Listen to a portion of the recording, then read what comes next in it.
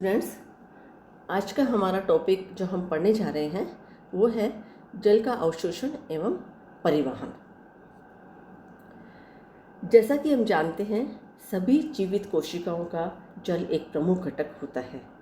स्थलीय पादपों के लिए जल का मुख्य स्रोत मिट्टी यानी सोइल होता है और जल अवशोषण के लिए पादपों में रूट सिस्टम पाया जाता है। जल सभी जैविक क्रियाओं के लिए आवश्यक होता है। कोशिका की सभी उपापचय यानी मेटाबॉलिक एक्टिविटीज़ एक्वेटिक मीडियम में होती है। गैस, मिनरल्स और बहुत सारे ऑर्गेनिक मटेरियल जो होते हैं वो जल में घुलनशील होते हैं और पादपों द्वारा इन पदार्थों का अवशोषण एवं वितरण एक्वेटिक सॉल्यूशन के रूप में ही होता है। जल पादपों के लिए बहुत इम्पोर्टेंट होता है क्योंकि यह एक बहुत ही अच्छा सॉल्वेंट है। कोशिकाओं की स्थिति को मेंटेन करने में जल हेल्प करता है। पादप के ऊतकों के टेम्परेचर को मेंटेन करने में जल हेल्पफुल होता है।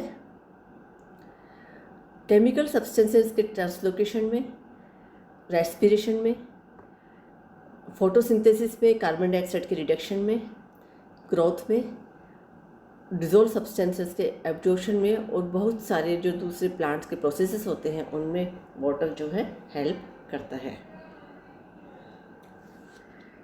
जैसा कि हम जानते हैं, प्लांट्स की जल पूर्ति मृदा जल से होती है और मिट्टी के लिए जल का प्रमुख स्रोत वर्षा का जल होता है। तेज वर्षा में अधिकांश जल पृथ्वी की सतह पर बहकर निकल जाते हैं, जिससे मिट्टी में जल की केवल थोड़ी मात्रा अवशोषित हो पाती है। परंतु हल्की वर्षा होने पर अधिकांश जल मिट्टी में अवशोषित होता है और इसी जल को हम सॉइल वाटर या मृदा जल कहते हैं। सॉइल वाटर विभिन्न प्रकार का होता है। नंबर 1 है इसके अंदर ग्रेविटेशनल वाटर या गुरुत्वीय जल। वर्षा के बाद जल की कुछ मात्रा पृथ्वी के ग्रेविटेशनल फोर्स के कारण सॉइल के पोर स्पेसेस से होकर बहुत गहराई में इकट्ठा हो जाता है और यह पृथ्वी के ग्राउंड वाटर के रूप में वाटर टेबल बनाता है। क्योंकि यह जल मिट्टी में बहुत अधिक गहराई में एकत्र होता है, अतः प्लांट्स इसका उपयोग नहीं कर पाते हैं।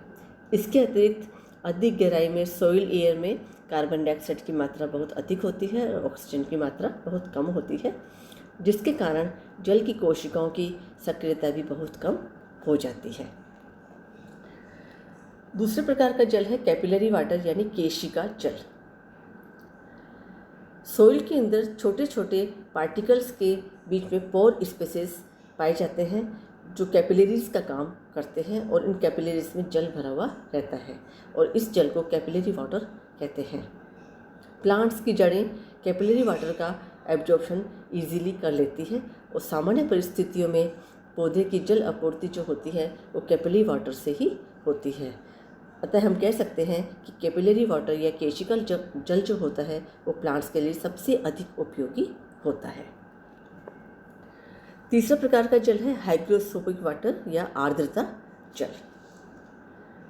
यह जल मिट्टी के कणों की सतह पर एक थिन फिल्म के रूप में पाया जाता है और यह जल परत कण के साथ एडेसिव एंड कोहेसिव बलों के द्वारा अत्यंत दृढ़ता से मजबूती से लगी रहती है, अतः यह जल भी पौधों को उपलब्ध नहीं हो पाता है। फोर्थ इसमें है रन अवे वाटर। जब तेज बारिश होती है तो अधिकांश जल पृथ्वी की सतह पर बहकर नदी, तालाब, पोखर और समुद्र में पहुंच जाता है। इसे हम रन अवे वाटर कहते हैं और ये इसलिए प्लांट्स को उपलब्ध नहीं हो पाता है। नेक्स्ट है केमिकली बाउंड वाटर यानी रसायनतःबद्ध जल। यह जल मिट्टी में खनिज पदार्थ जैसे लोहा है, सिलिकॉन है, एल्यूमिनियम है आदि के हाइड्रेटेड ऑक्साइड के रूप में पाया जाता है, अतः प्लांट्स के लिए इस जल का यूज़ करना पॉसिबल नहीं होता है। अब है मैकेनिज्म ऑफ वाटर एब्जॉर्प्शन, जल अवशोषण की क्रिया विधि। हम जानते हैं कि पौधों के जल अवशोषण वाले जो अंग होते हैं वो मुख्यतः रूट्स होती है हायर प्लांट्स के अंदर, लेकिन निम्न श्रेणी के पौधों जैसे शैवाल, फंजाई में जल अवशोषण के लिए कोई विशेष अंग नहीं होते हैं। इनमें पादप शरीर की सभी कोशिकाएं पानी व खनिज लवणों का अवशोषण करती हैं। कुछ अन्य प्लांट्स जैसे लीवरवर्ट्स होते हैं में जल अवशोषण राइजोस द्वारा होता है, परंतु उच्च श्रेणी के पादपों में जल अवशोषण के लिए वेल डेवलप्ड रूट सिस्टम पाया जाता है।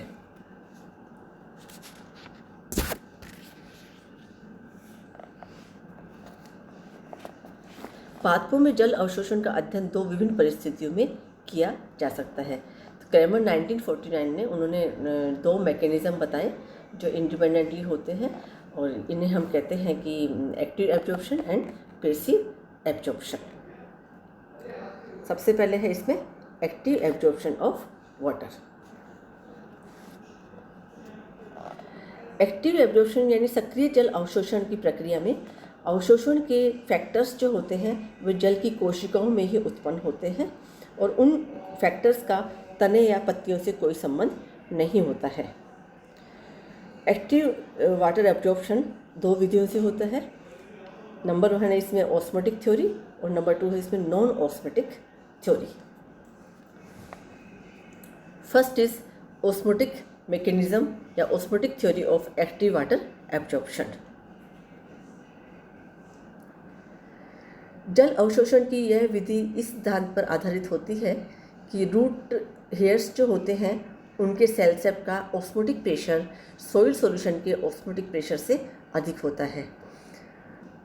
परासरण के नियम के अनुसार जल के अणु हमेशा अपनी अधिक सांद्रता से कम सांद्रता की ओर गति करते हैं। रूट हेयर्स के सेल सेप का ऑस्मोटिक प्रेशर 3 से 8 एटमॉस्फेयर पाया जाता है, जबकि सॉइल सॉल्यूशन जो होता है उसमें ये ऑस्मोटिक प्रेशर जो होता है 1 एटमॉस्फेयर से भी कम होता है। अतः जल जो होता है कम ऑस्मोटिक प्रेशर से अर्थात मिट्टी के घोल से अधिक ऑस्मोटिक प्रेशर यानी रूट हेयर्स की सेल्स में प्रवेश करता है, विसरण करता है। और विसरण की यह प्रक्रिया तब तक चलती रहती है जब तक कि बाहर और अंदर दोनों घोलों की कंसंट्रेशन में अंतर रहेगा। जैसा कि हम जानते हैं कि कैपिलरी जो वाटर होता है वो मूल रोम में विसरण करता है और तुरंत ही समीपवर्ती कणों से केशिका जल मूल रोम की ओर आ जाता है। केशिका जल कैपिलरी वाटर की मूल रोम की गति जो होती है सक्शन फोर्स के कारण नहीं बल्कि जल अणुओं के कोहेसिव फोर्सेस के कारण होती है। रूट हेयर्स, कॉर्टेक्स, एंडोडर्मिस और स्टील की जो सेल्स होती हैं वो एक दूसरे के संपर्क में रहती है जैसा कि हम जानते हैं, और इनमें से एंडोडर्मिस को छोड़कर अन्य सभी टिश्यूज़ की जो सेल वॉल होती है, प्लाज्मा मेम्ब्रेन होती है, वो वाटर के लिए परमेबल होती है। एंडोडर्मिस की जो वॉल होती है वो रेडियल होती है और इनकी इनर वॉल के ऊपर कैस्पेरियन स्ट्रिप्स होने के कारण ये कॉर्टेक्स और स्टोमेटा के बीच जल अवरोधक परत का काम करती है। परंतु प्रोटोजाइलम के सामने जो एंडोडर्मिस की सेल्स होती हैं उसके ऊपर कैस्पेरियन स्ट्रिप्स नहीं पाई जाती है और इन्हें हम पेसिज सेल कहते हैं। आशा है ये सब स्ट्रक्चर आप जानते हैं। इस प्रकार मूल रोम से प्रोटोजाइलम तक का विसरण जो होता है बिना किसी अवरोध के हो सकता है।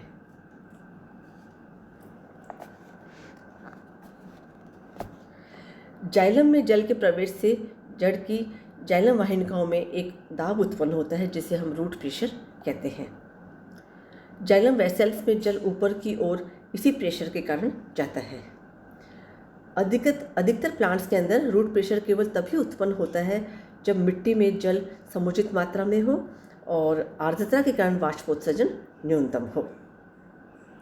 साइंटिस्ट का मत है कि रूट प्रेशर को बनाए रखने के लिए जाइलम वेसल्स में सेल सेप की समुचित सांद्रता बनी रहनी चाहिए, क्योंकि जल सदैव कम सांद्रता के घोल से अधिक सांद्रता वाले घोल की ओर विस्तृत होता है।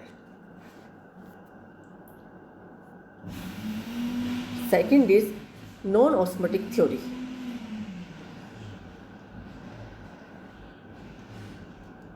अनेक प्लांट्स के अंदर जल अवशोषण कंसंट्रेशन ग्रेडियंट के विपरीत दिशा में होता है, अर्थात उस दिशा में जब मिट्टी के सॉल्यूशन का ऑस्मोटिक प्रेशर सेल सेप के ऑस्मोटिक प्रेशर से अधिक हो। अतः हम कह सकते हैं जल का अवशोषण जो होता है नॉन ऑस्मोटिक मैकेनिज्म के द्वारा भी होता है, परंतु इस क्रिया में एनर्जी की आवश्यकता होती है जो जड़ की कोशिकाओं में रेस्पिरेशन के प्रोसेस से मिलती है। अनेक फैक्टर्स जैसे इसके जो नॉन ऑस्मोटिक थ्योरी है इसके एविडेंसेस ये हैं कि जैसे कुछ रेस्पिरेटरी इनहिबिटर्स होते हैं, केसियन है, सोडियम एजाइड है, आयोडो एसिटिक एसिड है, और कुछ फैक्टर्स जैसे लो टेम्परेचर है, लेक ऑफ ऑक्सीजन है, ये रेस्पिरेशन को इनहिबिट करते हैं, अवरोध पैदा करते हैं, तो ये वाटर एब्जॉर्प्शन को भी अवरोध पैदा करते हैं। ऑक्सीजन जो रेस्पिरेशन को बढ़ाता है ये वाटर एब्जॉर्प्शन को भी बढ़ाता है। यह माना गया है कि non osmotic theory of water absorption के अंदर एनर्जी जो होती है वो डायरेक्टली इन्वॉल्व नहीं होती है। एनर्जी सेल्स की परमेबिलिटी को बढ़ाती है और जाइलम के अंदर सॉल्ट के एब्जॉर्प्शन एंड एक्यूमुलेशन को बढ़ाती है।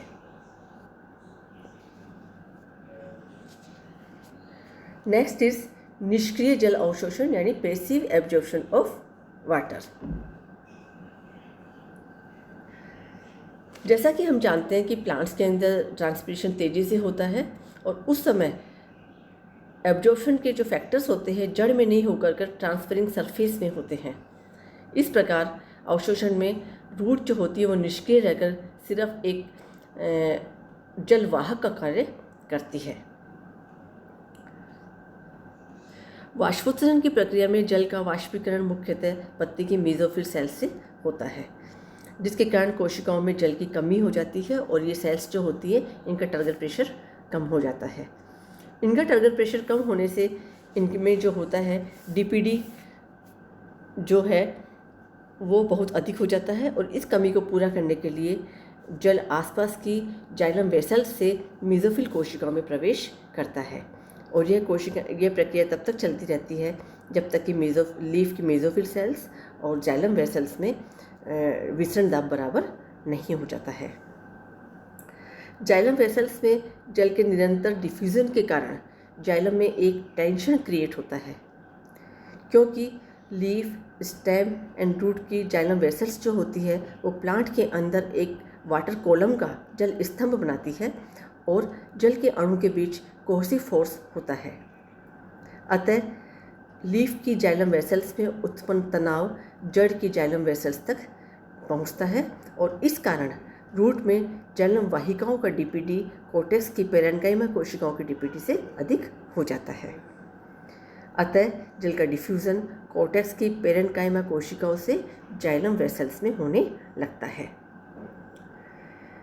धीरे धीरे जल का डीपीडी जो होता है वो कोर्टेक्स की कोशिकाओं में से होता हुआ रूट हेयर तक पहुंच जाता है और इससे रूट हेयर से जल का विसरण कोर्टेक्स की कोशिकाओं में होना लगता है।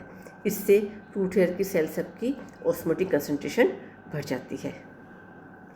क्योंकि मिट्टी में उपस्थित कैपिलरी वाटर की सांद्रता मूल रोम की कोशिका रस से अधिक होती है, कम होती है, अतः केशिका जल जो होता है वो मूल रोम में प्रवेश कर पाता है। अतः इस प्रक्रिया में पौधे की जड़ जल प्रवाह के लिए केवल एक पैसेज का कार्य करती है, जबकि जल अवशोषण के फैक्टर्स जो होते हैं वो मेसोफिल में डीपीडी और जल स्तंभ में तनाव पत्तियों के कारण उत्पन्न होता है। तो यह है passive absorption of water. Now जल अवशोषण को प्रभावित करने वाले कारक। पौधों में जल अवशोषण की क्रिया बहुत सारे फैक्टर से प्रभावित होती है जो इस प्रकार है। Number 1 is available soil water यानी प्राप्य मृदा जल। क्योंकि हम जानते हैं कि प्लांट्स की जो जल आपूर्ति होती है वो जड़ के आसपास की मिट्टी से होती है, इसलिए मिट्टी में उपस्थित अवेलेबल वाटर की क्वांटिटी से अवशोषण प्रभावित होता है। पौधों को प्राय मिट्टी की फील्ड कैपेसिटी और परमानेंट विल्टिंग कोफिशिएंट के बीच के स्तर का जल उपलब्ध होता है।